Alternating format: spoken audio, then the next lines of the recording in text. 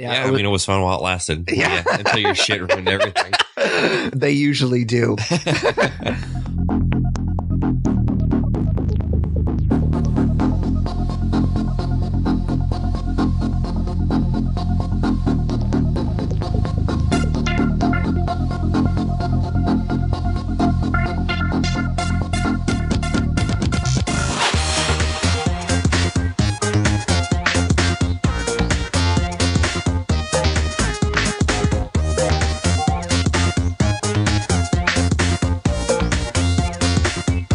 Guys, welcome to episode 70 of the Nerd You're Looking For podcast, a weekly nerd culture podcast that discusses the culture through various segments. My name is Patrick Kuhn, alongside my co-host, as always, that Tyler Hunt. How's it going, man? It's going pretty good. I'm a little exhausted, but besides that, I'm all right. I'm also kind of tired, but I don't have the good excuse you do. I just didn't sleep very well last night. Have you played that much Halo since we played last? No, I played a couple times early last week, and then when Thanksgiving came around, shit kind of hit the fan at work. I mean, I've mentioned before I work in retail, so obviously this weekend's been insane, so not too much Halo since. Yeah, we actually played, it's a little inside baseball, but Tyler and a guy he knows from work played, I think it was last Sunday. We played like pretty much for like 3 or 4 hours straight. It was ridiculous. And it was a lot of fun, actually. I think I trash talked a little bit too much for your friend. I think he's kind of a nice guy, and I don't know if he necessarily knew what he was getting himself into playing Halo with us, but it was a lot of fun.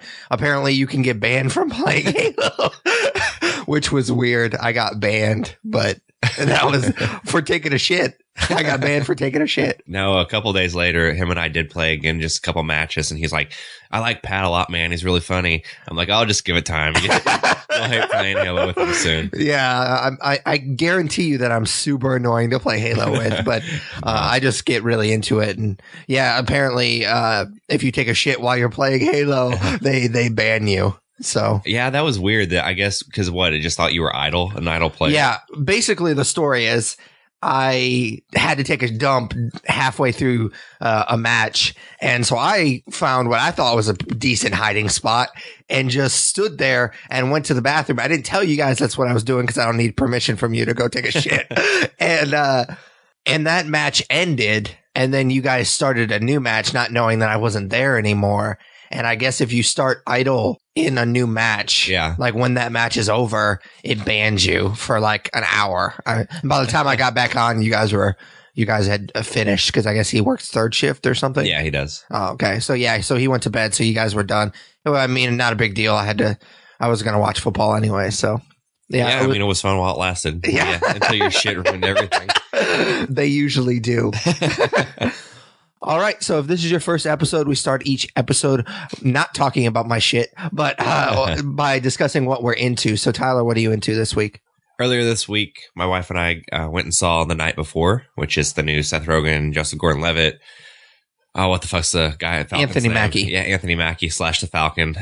They're the new Christmas movie from them. And I don't know, I had pretty high hopes for this movie just because I'm a sucker for a good Christmas movie. Like, we talk about our Shocktober staples. I think, I don't know about you, but I have a lot of Christmas staples. Sure. And I mean, there's not a lot of adult Christmas movies that end up being good. Yeah. Unfortunately. So I guess you could put Christmas Vacation in there, but not a lot of others. So I had a lot of high hopes for this one, maybe it being a future Christmas staple for me. And it's not necessarily that it won't be, but I couldn't possibly see myself doing this every year. It's probably going to be like a bi-yearly movie for me. It's not that it was bad, but it was just a little scattered all over the place. Okay. There were parts of it that were really hilarious, but almost every single thing that got a laugh came from Seth Rogen's character. I'm honestly not quite sure why Joseph Gordon-Levitt and Anthony Mackie signed on for it because they didn't honestly have a ton to do.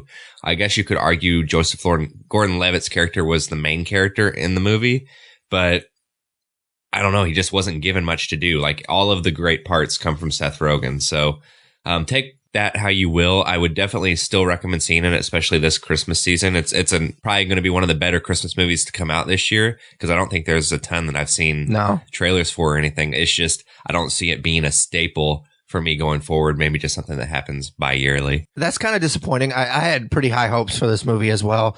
We actually were going to go see it, I guess it was Saturday night, something like that, and it just didn't work out. And so you and Brittany saw it without us, which is cool, whatever. No, and I just haven't gotten around to it. I was actually really looking forward to it. Everything I'd seen with the trailers and everything, it looked really funny because Seth Rogen is Jewish and his character is obviously Jewish in the movie. And it sounds like that gets played up pretty well, at least in the trailers for me. It does for sure. Like, I don't want to underplay the comedy that comes from him because there were parts with his character that I was laughing so hard I almost was crying. Like, there were some really funny parts throughout the movie. I just wish that Joseph Gordon-Levitt and Anthony Mackie could have stretched their funny a little bit in it. Yeah.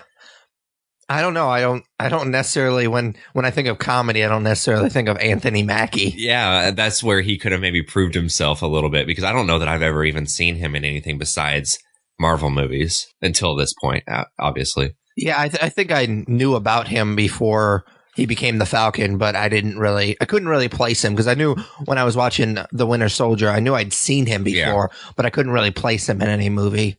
Yeah, I mean, I would definitely still go see it if I were you sometime before Christmas. It's a good watch. It's just not, the plot is a little bit more scattered than I had hoped. It's kind of seemed like some parts were through together. I don't want to spoil anything, but at the end of the movie, it takes a weird turn. Like, the very last scene is kind of strange for the movie that you just watched. And I don't know. I'll leave it at that. All right, cool, man. What are you into? I am going to talk about a movie that just got released recently as well. Creed. I love the Rocky franchise. It's the new installment in the Rocky franchise.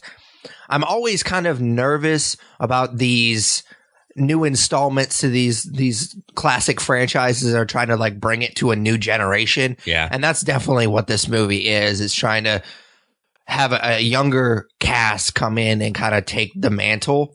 It's basically like a beat for beat reboot of Rocky, like the first one. Yeah. It just obviously has the younger cast in it. Yeah. I really liked how Michael B. Jordan's character, he plays the son, the bastard son, I guess you would call it, of Apollo Creed. Adonis, I think is his name, which I thought was actually kind of cute because Apollo's named after a Greek god, and so is Adonis. So I thought that was kind of cute. That character is not necessarily the best person, which I think is interesting because it brings kind of a new dynamic to the Rocky franchise, because Rocky's always the person that you root for. He's always kind of the good boy and you always kind of want to root for him. And Adonis, Michael B. Jordan's character, which I'm just going to start calling him Donnie because they call him Donnie throughout the whole movie. He's not always the best character. He's definitely, he's very arrogant. And there's certain scenes in the movie, and it gets played very well by Michael B. Jordan. He's not necessarily the person I want to root for, but I mean, he kind of redeems himself constantly through this movie. And Michael B. Jordan is just fucking awesome in this movie, which was surprising. I've forgotten how good he was because of Fantastic Four. It was bad. I mean, obviously we talked about that movie and how much we hated it, but it was just kind of refreshing to see him in a role that, I mean, he just fucking killed it. The character itself, because he never really met his father, he's really tortured and he's trying to follow in his footsteps. So there's a lot of just pressure on him. Yeah. And some people in the movie call him like Baby Creed or Fake Creed, and they play that angle up really well, and you can kind of see the torture in Michael B. Jordan's face, and it's just fantastic performance. I thought Stallone was really great in this movie. It's kind of a subtle performance from him. He's definitely a side character, which I like because you've never seen that in Rocky before. Yeah. I think this is actually the first Rocky that he didn't write, which could have played a part in the fact that he's not the star of the movie. And it's also, I believe, the first movie that he doesn't fight in. Yeah. Which they played up. The whole training scene at the end for the big fight is kind of him fighting. I'm using that in quotes, but you guys can't see that. I use air quotes. And so there's a certain twist towards the third act of this film that kind of pulls at your heartstrings, and it's definitely a different kind of training montage sequence because of that. The one thing I didn't really like about this movie is the love interest is really forced between Michael B. Jordan and I think her name is Bianca in the movie, but I don't know who the actress's name is. I've never seen her before. Yeah. There's this little tiny side story, side plot with, she's a musician and she's a fairly popular musician in Philadelphia, but she's going deaf. And so she has to wear these hearing aids, and it's just really weird, and it never really pays off. And I don't know. I mean, I get why they put it in there, because there's a particular scene where they're talking, and basically he's asking her if it kind of messes with her that eventually she's not going to be able to do music anymore because she's not going to be able to hear, because it's a progressive thing. And she's like, well, I just want to do what I love as long as I get to do it. And it just kind of tie in what he's doing right now. And it just, I don't know. It's really forced. I wasn't crazy about that love story. But other than that, it's a fantastic fucking movie, man. The boxing scenes look great for a movie. I mean, obviously they're not going to be super real because they're not actually punching each other. The main event is really brutal. There's a lot of blood. There's a lot of like slow motion, them getting punched. And it kind of made me cringe a little bit. Not necessarily bad with blood. Obviously we're big horror fans, so we see a lot of it in movies, but it kind of made me cringe a little bit. So the boxing scenes are really great and they're really brutal. So I appreciate that. There's actually a scene at the end after the fight, and I won't spoil whether or not he wins or not, but he's just like, his one eye is completely swollen shut. It looks so fucking gross, man. But I mean, it's just a fantastic movie. And we're going to be doing our top 10 favorite movies with Matt Hurt soon. I mean, within the next 2 months or whatever.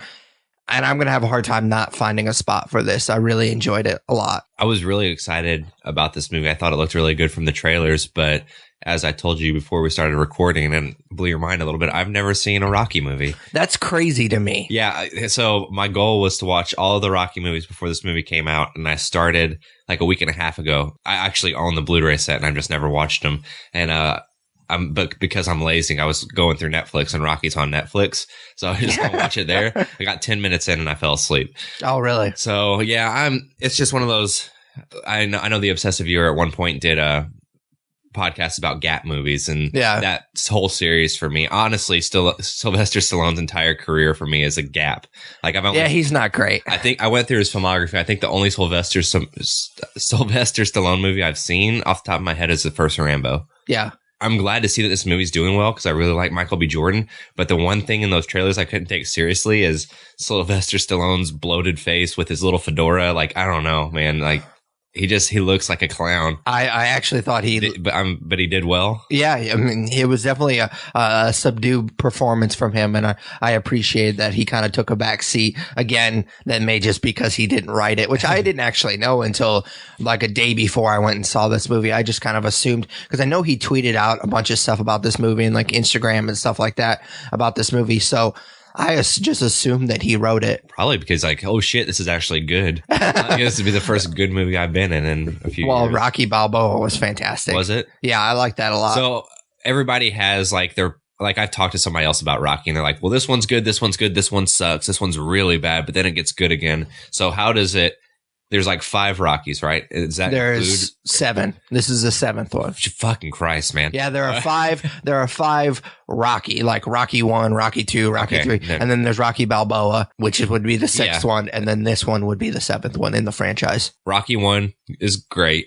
It's like one of the best movies of all time, some people say. So where does it go from there with 2, 3, 4, 5? I like 2 and 3. I kind of grouped together. Yeah. I really liked 4. And then 5 is kind of everybody hates that movie. It's fucking terrible. It's really bad. It's not even a boxing movie. It's like a street fight, and it's really bad. And then Rocky Balboa, I think most people didn't really like that movie that much, but I thought it was fantastic. They play up the sons like living in Rocky's shadow in Philadelphia. And my dad and I don't know if I've talked about this before in the podcast. We never really had the best relationship growing up. So I really appreciated that plot point in the movie. So I kind of gravitate to that movie because I can relate to it. And then, of course, this movie I really enjoyed. I would, as far as like ranking within the franchise, I would say it definitely obviously would make the top 5, but I would say it would have to be 3 or 4th. I mean, I haven't actually sat down and thought about it until just now, but yeah, I mean, it would definitely be up there for me. I really enjoy the franchise, and I really, really enjoyed this movie. So Rocky has a son then? Yes. Like an adult son? Yes. Is he in Creed?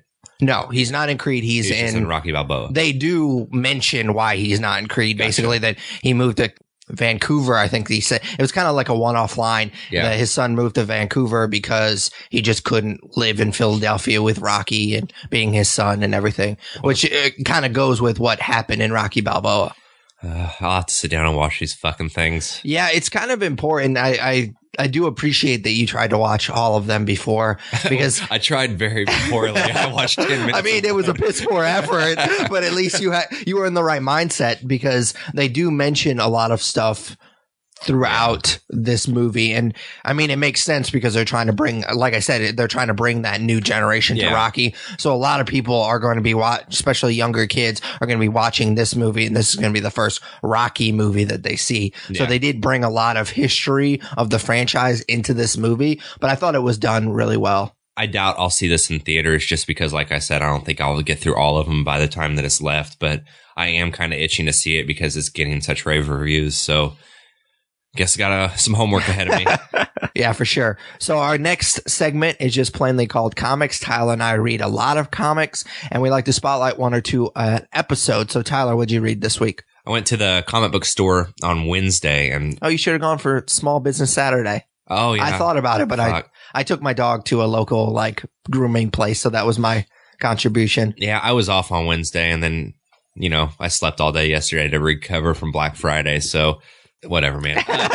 No, I went and I dropped a ton of money anyways. Like I would rather give money to our local comic book store than to the big online outlets. So I picked up as much as I could that I was behind on from Comic Quest here in Evansville the other day. And oh my God, man, there's so much. I got to start weeding something out. But obviously, we've talked about before, Marvel relaunched a bunch of number ones. So I took this opportunity to jump on the Ant-Man train because I knew that you liked the comic that they launched over the summer quite a bit. And I'm assuming that this is a continuation of that a little bit, but starting in a number one. So I read the first two issues. I don't think the third issue's out yet. And it's really, really good. Like, you weren't kidding. It's awesome, kind of awesome. So the humor is really great in it.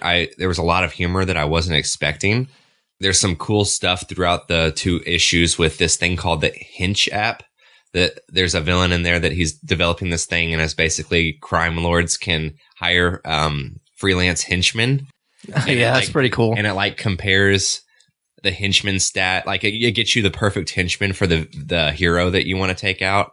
And the app is used twice, and it's really cool how they do it, how that app kind of works, and how it's kind of funny because it's kind of cheesy that there's this app for henchmen, but at the same time, it's kind of a cool idea. That's kind of a running gag through a lot of, especially video games or comic books, is the henchmen are always just easily disposed of on the way to the main villain. Have you ever seen the Venture Brothers? No, I haven't. If you like that type of humor, you'll like the Venture Brothers. Really? Yeah, they do a lot of those types of jokes. I'll have to check that out. Because like I said, I did enjoy the humor in this quite a bit. Scott Lang's inner monologue or inner dialogue is really good. It's really funny. It's almost a little meta. And it reminded me, I wouldn't say he breaks the fourth wall a lot, but he definitely it seems like he talks to the reader more than other comic book characters. So it reminded me a little bit of Deadpool. Yeah. Howard the Duck does that a lot. And that's another comic that I really enjoy as well. Yeah. I mean, all in all, these first two issues did a really great job of introducing things to a new reader to the Ant-Man series like myself.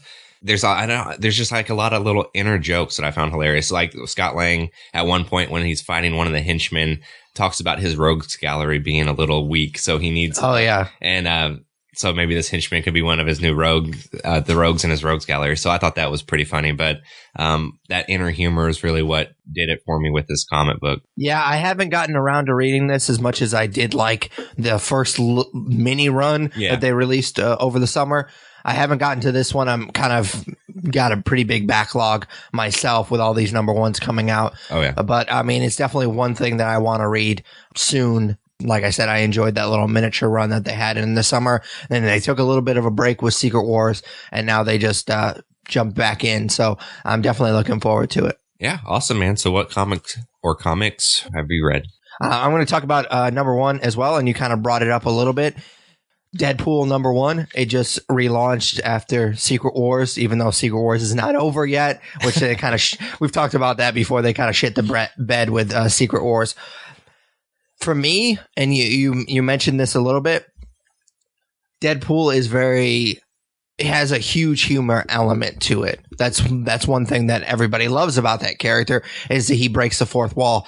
And this particular comic, and it may just be because it's a #1. The story is just really straightforward. There's not a ton of humor in it. Basically, this issue is about how Deadpool has hired several like wannabe Deadpools because he's become so popular, and he basically just hires them out, and they still wear the Deadpool costume, and they basically just act like they're Deadpool, and they just do his bidding for him because he can't be everywhere, and so he just basically heroes for hire. There's a lot of cameos in this issue. Some of them I got, some of them I didn't get because I'm not a Deadpool historian by any means. But I was really disappointed with the humor in this book. Oh, really? There wasn't a whole lot.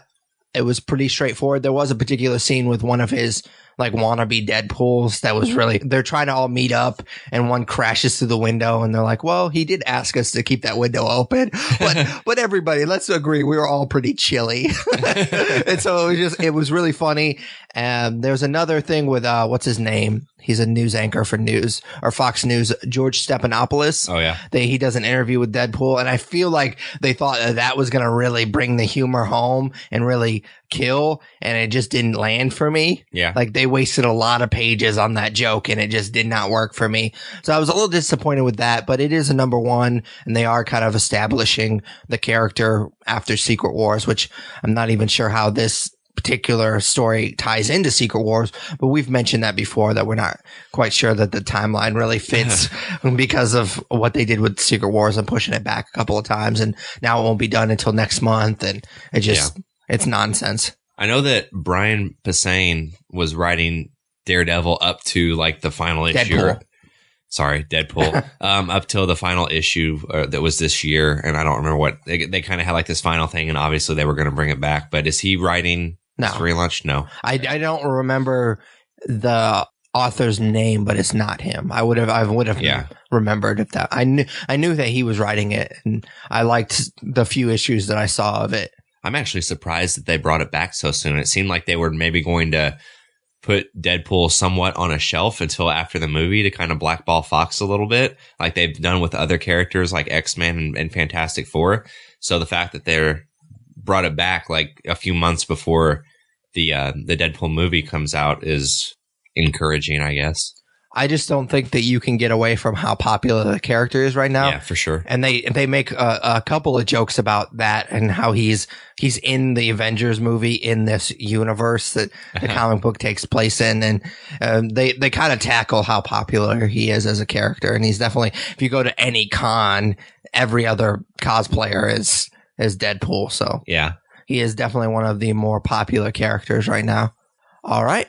So our next segment, Tyler compiles all of the latest nerd news, and then he just presents them to me, and then we discuss them. So Tyler, what's nerd news this week? I just got two stories that I thought we would talk about. So the first one is a little interesting to me. So there's a Trimmer TV show in the work. Yep. And not only is it a Trimmers TV show, but Kevin Bacon is coming back for it. And he's going to reprise his role from the earlier movies. So was he? I thought he was only in the first one. Okay, he's going to reprise his role from the first movie. And I don't know, it seems like apparently there's a bidding war for multiple networks on who's going to get the show, and Kevin Bacon's an executive producer on it. And I didn't see the sequels to these movies, but I remember liking the first one quite a bit when I was younger, but I haven't seen it since the 90s. Like I couldn't tell you much about it. Yeah. I think I've seen the first one, and that was about it. The one with Kevin Bacon. I'm not entirely confident that he's not in the other ones, but I know at least he's in the first one. I mean, it's campy. It's fun. I think this probably has a lot to do with the fact that they came out with Tremors 5 on Netflix, and that was really popular. Oh, was it? Yeah. Oh, yeah. It was super popular. I didn't ever see it because I don't really have that much interest in the franchise. But I think this probably, the TV show and the bidding war probably has a lot to do with the fact that that was so popular on Netflix. I just thought it was so, like, just a really weird out there story I wasn't expecting.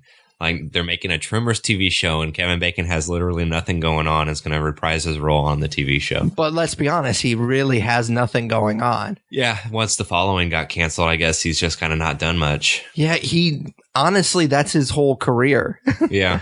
I mean, name a good Kevin Bacon movie. Oh, I can't. I mean, Footloose First Class, I guess. But that's not a Kevin Bacon movie. No, you're correct. He's just a person in it. Yep. I feel like that describes his career as a whole. He's just a person in these movies. I mean, Footloose obviously is good, and I did like the first Tremors when I was a kid. Yeah. So I guess there's that. But he's not a movie star by any stretch. People, I think, are mistaken that he is because of the 5 or 6 degrees of Kevin Bacon or whatever. Yeah. It is. So, but that doesn't mean you're a movie star. That just means you're in a lot of shit. Yeah. Doesn't he do bacon commercials? Oh, yeah, he does bacon commercials now. Which I think is funny, but I mean, it is what it is. All right. And then the only other thing, pretty obvious, Captain America trailer, Captain America Civil War, that is, the trailer was released on Jimmy Kimmel Live last week. So yeah. I figured we'd just talk about that for a brief moment. I know that you posted on the Facebook and on the Twitter that it gave you chills. Yeah, it was fantastic. I mean, I've talked about this in the past. I'm not crazy about trailers. I don't like where we're going as a culture, that there's such a big deal, and a movie will release 5 or 6 before the movie even comes out. And if you piece it together, you kind of already know what the movie's going to be about before you go in. So I try to stay away from trailers as much as possible. But I mean, this one was just so popular, and everybody was kind of going crazy for it all day when it was released. I was just like, all right, I'll go ahead and I'll give it a shot. Everybody seems to be pretty crazy about it. I'll see what the buzz is all about. And it was really fantastic. It was just as good as I thought it was going to be. It kind of teases just enough, and it gives you just enough to be super psyched about this movie. I probably will try to stay away from, if I can, the other trailers that come up, because I'm sure there's going to be 3 or 4 of them. Yeah, before this movie. We don't have a podcast, so we need things to talk about on it or anything. Well, I mean, that's just, I'd rather go into the movie being surprised instead of trying to piece together what this movie is going to be about through the 5 or 6, 7, 8, 9 trailers that they're going to release before this fucking movie is going to be released. I think if tentpole movies took a page from what Star Wars has done, it'd be more tolerable, because Star Wars has done enough with the trailers to get you excited, but I don't know what that fucking movie's about. Like, I know the gist of it, but there's not a lot of footage from a 2-hour movie that's been shown, so there's going to be a lot of scenes that are going to surprise me, which would be nice. Yeah, I think they're doing a good job of kind of teasing it. They're going a little overboard with it, just like what was it? JJ went on some late night show and Jimmy Kimmel. Was it Jimmy Kimmel? Yeah. He revealed what the first word is going to be, and that's pretty fucking stupid. Do you know what the first word is? No, I did not watch it. That whole episode. It's this. Yeah, that's stupid. That is fucking stupid. It's a joke. It's a late night TV show. Ah, Pat. I just don't like stuff like that. I'm a grumpy old man. I don't want it.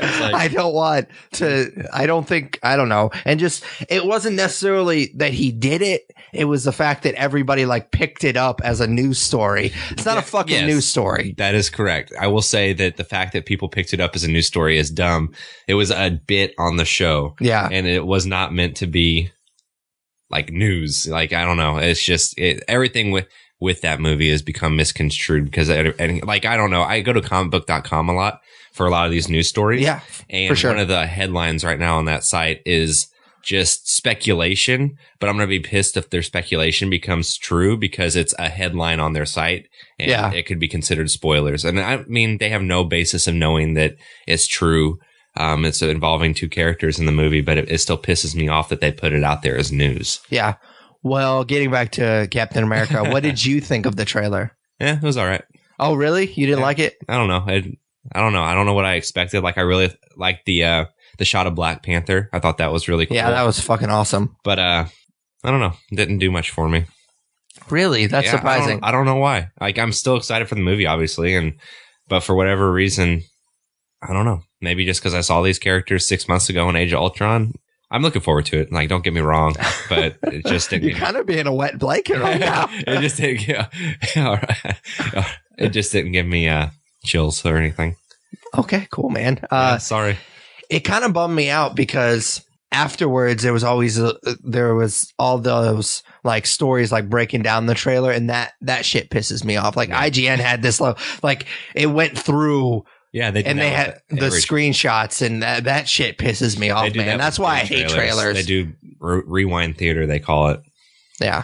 It pisses me off. Like, they were trying to piece together what the movie was going to be about by all these little screenshots, and it was really bad. That's what I hate. You are a grumpy old man. Yeah, I really. Well, I did just call you a wet blanket. That's a very grumpy old man thing to say. We'll see. I'm excited for it. I saw this funny meme though. It showed like still frames from the trailer, and at the end, like each one of them said crap, more crap. And the last frame was J. Jonah Jameson, and it said, "I want pictures of Spider-Man." So I thought that was pretty funny. But yeah, I don't know. I'm sure, like you said, we'll get 7 or 8 more trailers by the time this comes out in April or May, whenever it's released. Yeah, for sure. All right, that's all I got, man. All right. Our next segment, just kind of dubbed our main topic because it changes from episode to episode. Tyler and I both went and saw the new Pixar movie, The Good Dinosaur, and we're going to go ahead and review it. Before we get to that, I do have to do kind of an impromptu trailer trash. We did this last episode. It's a segment we do occasionally when there's a trailer before a film that we're about to review that just kind of jumps out at us as being just fucking garbage, and that movie is going to be terrible. I've seen this trailer twice now, and it made me cringe both times how just fucking stupid this whole idea is, and I wonder how this movie ever got made. It's called Underdogs, and when you look it up on IMDb, it lists the date as 2013. So I'm guessing this movie has been made for a while and keeps getting pushed back because it looks like fucking hot mess. Like it's just ridiculous. I didn't want to say garbage again. It's basically about this kid who's really good at foosball, and he beats this other kid, and then they grow up, and the other kid becomes like this international soccer star, and he takes over his former hometown, which I'm not sure if you necessarily have that kind of power being a soccer player. And then the only way that they can get their town back is if the kid gets all these people together and plays soccer against the soccer superstar. And somehow his old foosball table players are brought to life and they help him, but they're still really tiny. So what how the fuck are you saying? I swear to God, that's what this movie is about. And I cannot wrap my head around how fucking stupid or how high someone would have to be to think of this stupid ass movie. I've been lucky enough to have not seen this trailer, but I don't know what just came out of your mouth. I don't know what that is. Yeah, there's a lot of like SNL people that voice these characters, like Taron Killam's a voice, and what's his name, the Bobby Moynihan. Yeah, he's the voice as well. I guess that's the only two SNL. Nicholas Hoult is the bad guy, the international soccer superstar guy. I don't know. It's weird, and I don't know. I just can't. The whole plot of it obviously is fucking insane. But then the fact that I get it's an underdog story, obviously, with the title would suggest that. But how would you think that you could possibly beat a team of soccer all-stars by just getting together? And I'm sure there's a training montage as well. And I don't know. It makes me cringe every time I see it. It's so fucking stupid. That is really fucking stupid, man. But anyways, on to The Good Dinosaur. I just wanted to rant about that stupid fucking movie for a little bit. The Good Dinosaur is actually the first time Pixar has ever released two movies in 1 year. We had talked about Inside Out. We had reviewed it. Both of us really liked it. It's the first time that Pixar has done it in released two movies in 1 year. And The Good Dinosaur is about Arlo, a young dinosaur trying to cope with the loss of his father. And he also has to find his way back home with the help of his unlikely friend. Okay, cool. Good one. All right. So, broad strokes, Tyler, what do you think of The Good Dinosaur? I don't know. I can kind of see why this movie was dropped at a weird time in Pixar terms. Like, Pixar usually puts their movies out in the summer. They do one a year. Like you said, the first time that they've released two in 1 year. And I can kind of see why this one was the one that was dropped in November, as opposed to Inside Out. It's not that it was bad by any means, but honestly, it wasn't up to the standards that I typically would hold Pixar to. And okay, is that it? I'm trying to stay broad. So. Yeah, it sounds like we have a pretty similar view on this movie. Animated films for me, I feel like sometimes, and it's gotten a lot better recently, since we were little kids, Pixar came into the picture, but for the most part, I feel like a lot of times animated studios, they get some cute characters, a decent sappy story, and then they kind of just throw it all together, and then there's your movie, and they don't really pay too much attention to the real details of the story, and they don't like fine tune the characters and whatnot. And then of course Pixar has come along and they've changed all that. I really enjoyed seeing those movies as a kid, and now that I'm an adult, I appreciate them even more, because we talked about this when we talked about our Inside Out review. Pixar does a really great job of telling kids stories but making them really adult, so adults can appreciate them as well. And it kind of pains me to say this, but I feel like Pixar might have phoned this one in. Yeah, at least definitely with the story. I agree. Oh, yeah. The story, and obviously we'll get into more particulars here in a moment, the story felt a really retread for me. I mean, it's basically Finding Nemo with fucking dinosaurs. That's what it is. I have a different comparison that I have in my notes. Oh, I have another comparison that I have. I'll talk about it in the story. But yeah, it's just, I mean, it was just kind of a bummer. And I completely agree with you. It does make sense that this would be the one that they kind of throw at the back of the year. Just kind of, it felt like they kind of just threw it in there just to, okay, get that one out of there. Like, we don't want to focus on this one anymore. Let's just get it out of here. They haven't been doing a ton of promotion for it. Not like they did with Inside Out. So I think they kind of saw this one coming. Whenever we came into this year, if you would have told me there's two Pixar movies coming out, one's about emotions and one's about this world where the dinosaurs, we didn't get hit with the asteroid, and dinosaurs live amongst humans, I would have taken The Good Dinosaur way over Inside Out. Yeah.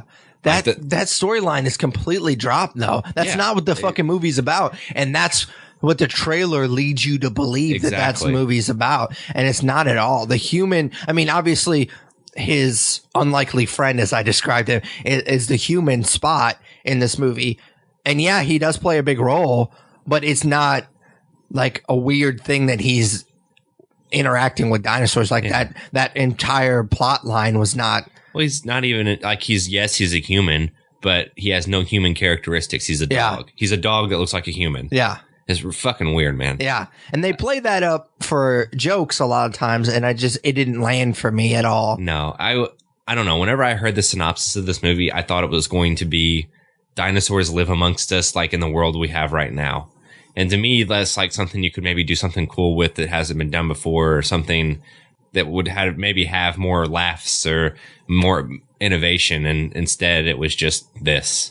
Have you seen the trailer for Zootopia?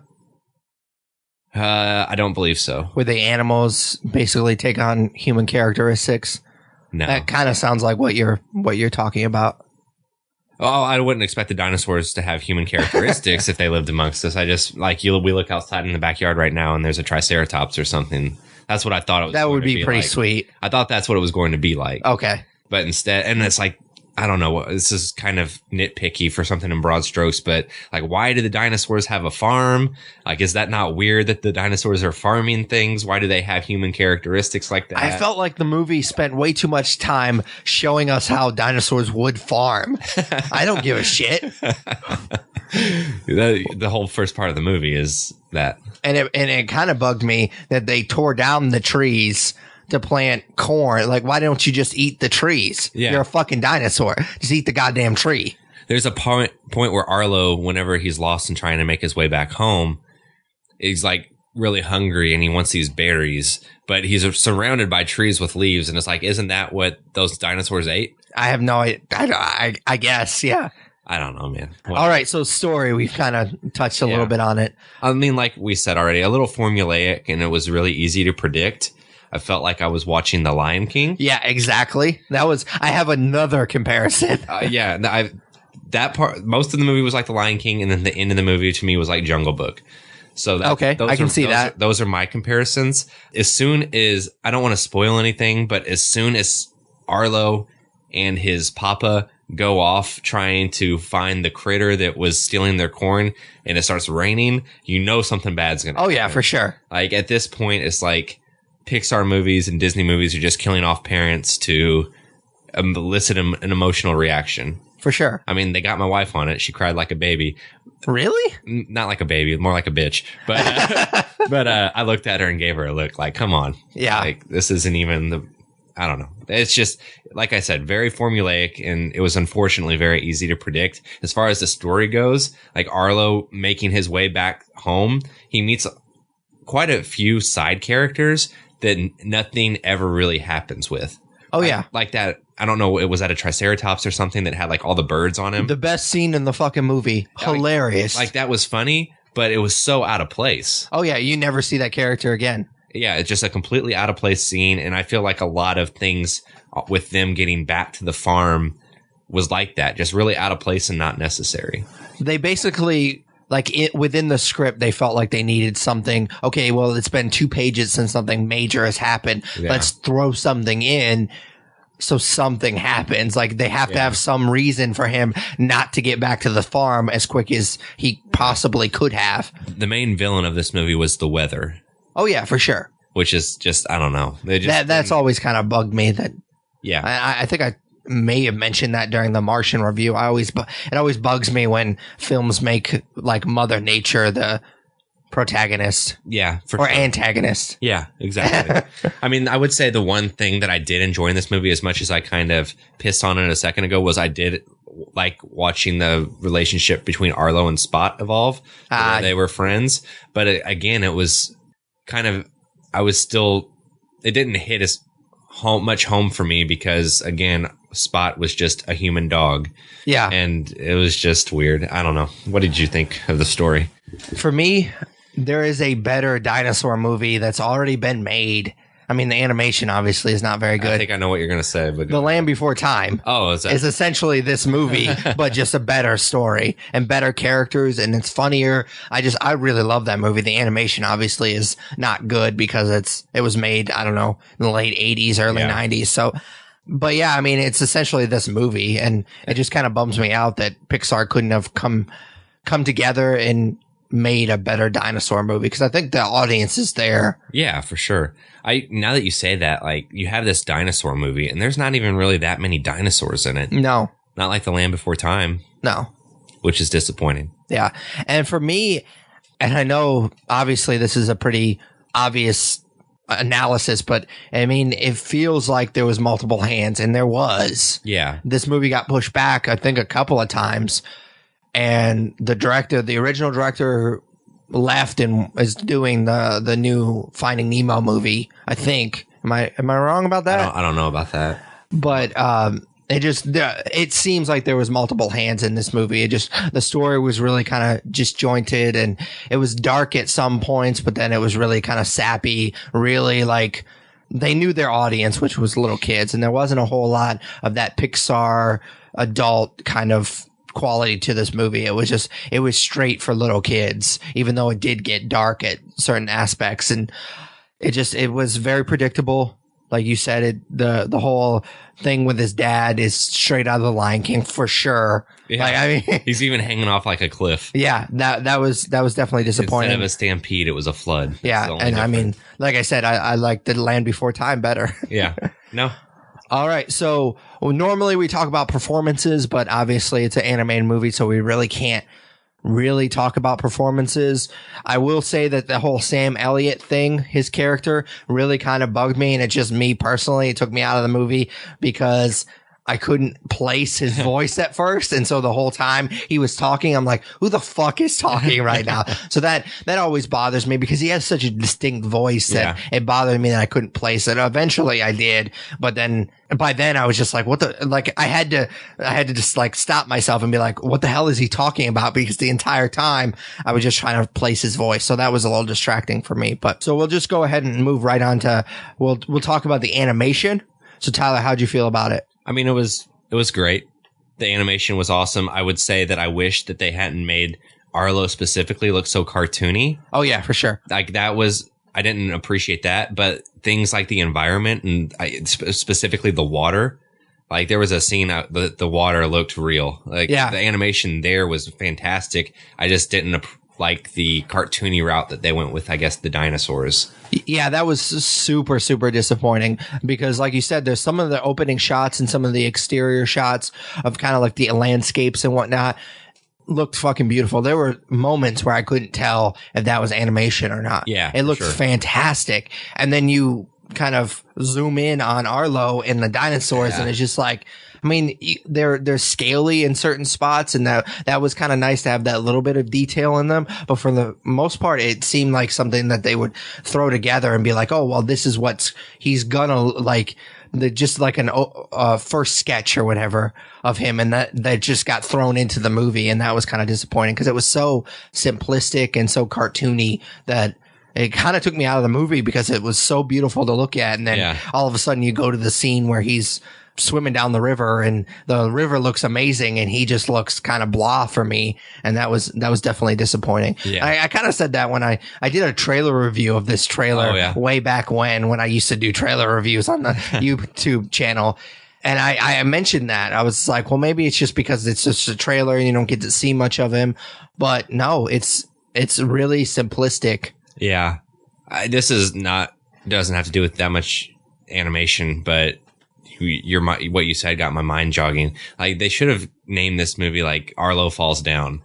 Yeah, he does fall down. I don't see how his little ass twig legs carry him anywhere. The entire time I was thinking, how the fuck is he balancing on those little ass legs? Like the whole trip home, it's just montage of him falling down. Yeah. At a certain point, it was just exhausting to watch. Oh yeah, for sure. So, I mean, that's pretty much all I have. There's not a whole lot else to say that we haven't already kind of touched on. So, star rating. I don't know. I'm going to give it a 3. Oh, really? Yeah, 2.5, 3. Somewhere in there. I don't know. Pixar, even though I don't know. God damn it. I get 2.5. Will you own this movie? Yes, I will. Just because it's Pixar? I own every single I even own Cars 2 and I've never seen it. Like, I just have a problem. Yeah. That movie is not good. Never seen it. Yeah. But it's just kind of one of those things. I own all the Pixar movies, so I'm not going to let this be a hiccup in it, especially if I fucking own Cars 2. Yeah.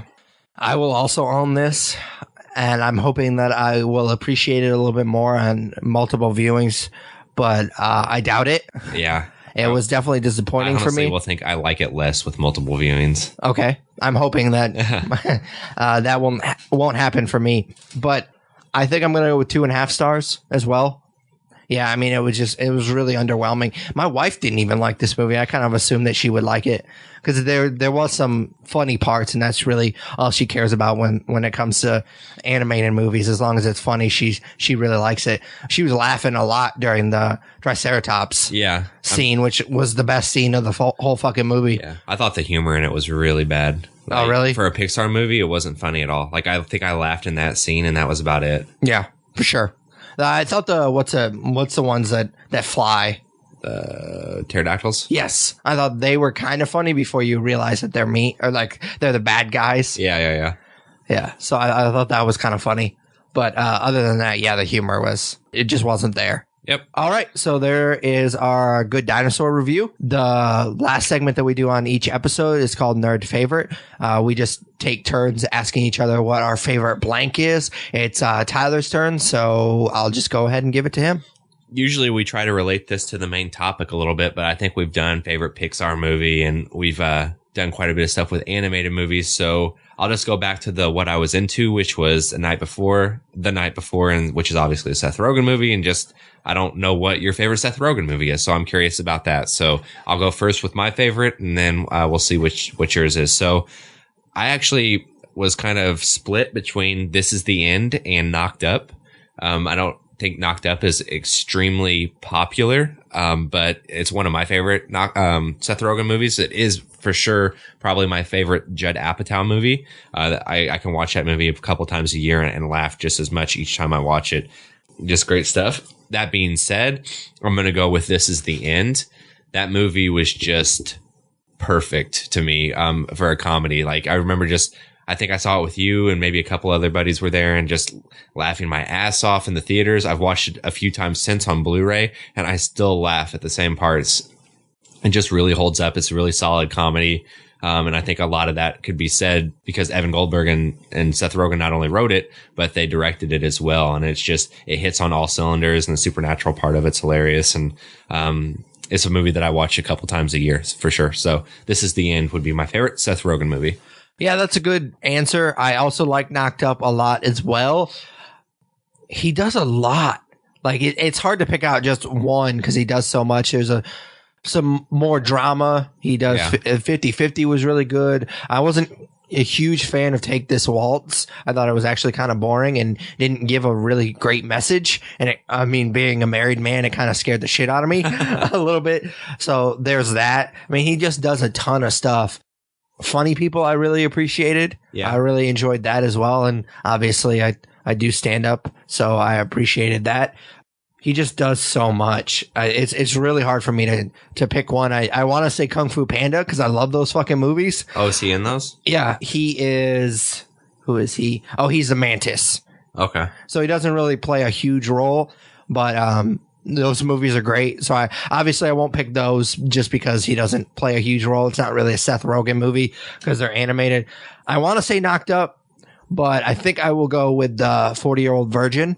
I like his character more in that movie than I do in Knocked Up. I think he does better when he's more of a side character. So I really appreciate his arc in that movie, even though his character doesn't get fleshed out as much as I would have hoped. But I like his character. I think changes more than all of the other characters, like Paul Rudd, and I'm not even sure what the other guy's name is. But I think his character, as far as how he interacts with Evan, changes more throughout the movie. And so I appreciate him. And it's just his characters, out of all of the supporting characters, I appreciated his character as far as the humor landed more for me than the other side characters. So I really love that movie. And then when it's on TV, I find myself, okay, well, this is what I'm watching now because it's so fucking hilarious. Awesome, man. All right. So that's my favorite Seth Rogen movie. Fantastic. Let's put a bow on it. All right. As always, you can follow us on Twitter at The Nerds Podcast. Like us on Facebook. Follow us on Google+. Vote for us for Podcast of the Month at podcastland.com. Email us at thenerdsyou'relooking@gmail.com. Rate, review, subscribe on iTunes, Stitcher Radio. Basically, any good podcatcher you use, we're on it. Check out the YouTube channel, The Nerds You're Looking For. I think that's about it. All right. Awesome. For Patrick Kuhn, Tyler Hunt, we are The Nerds You're Looking For. Take it easy, guys. See you guys later.